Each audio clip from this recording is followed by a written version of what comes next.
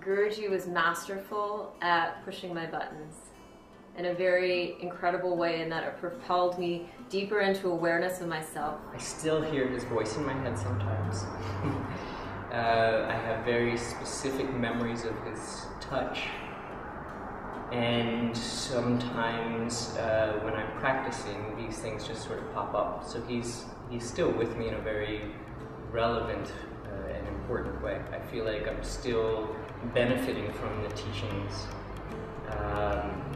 that I received, even though he's not in physical form.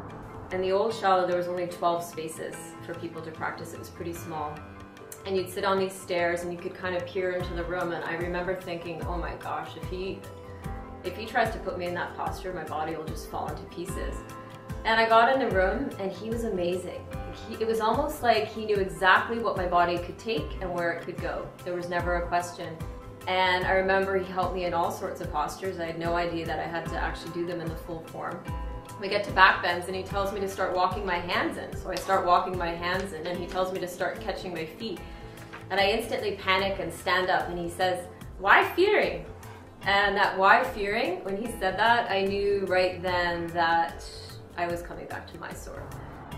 That's not to say that I didn't at times struggle with the relationship. I feel like the guru-student relationship is not something that comes from our culture, from our paradigm. And this idea of, bowing down and touching someone's feet, or, obeying without question, these types of things that are very much part of the Indian culture and the guru relationship, really didn't sit well with me at times. I've always had a lot of faith.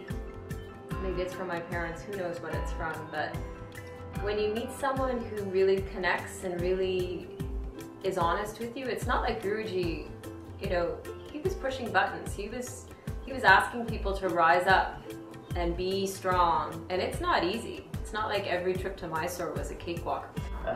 And I went through some periods where I thought, well, that's it, I'm out, I'm done with this. He's human. How could he be human? Like just being human sort of disillusioned me in some ways. He did everything in those many years that I studied with him to call me on my issues, to call me on my fear. And it wasn't until I sort of went through a lot of processes, physically and mentally and emotionally, that I could sort of recognize that he was both human and also had this incredible gift, and was this wealth of, it was just this fountain of life and of knowledge. Guruji would stand there when I would be doing Pinchamayurasana, forearm stand, and he'd stand there with his arms crossed, and he wouldn't even need to touch me. He just needed to stay there and stand and look at me. And that alone, it gave me the courage to rise up, move beyond my fear, and just do it. And then I eventually realized that, what is fear? It's just something that can potentially hold you back from the moment. And I think that as I practice longer, and as I maybe get a little older, I realize that actually, the problem was not in Guruji's behavior, it was with my definition of what enlightenment perhaps was. When you're moving to those places and you start uncovering patterns that aren't serving you in your life, for me, one of them was fear. And when you start to look at life in a different way, it's an incredible learning.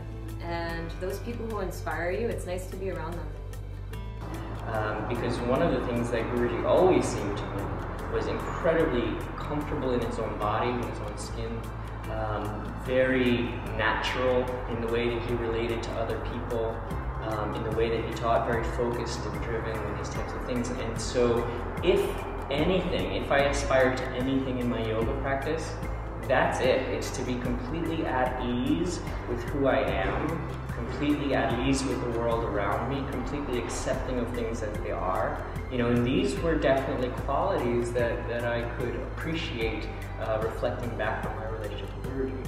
When you meet someone who really meets you on a deep level and works with you to uncover your higher self, you want to spend some time with them.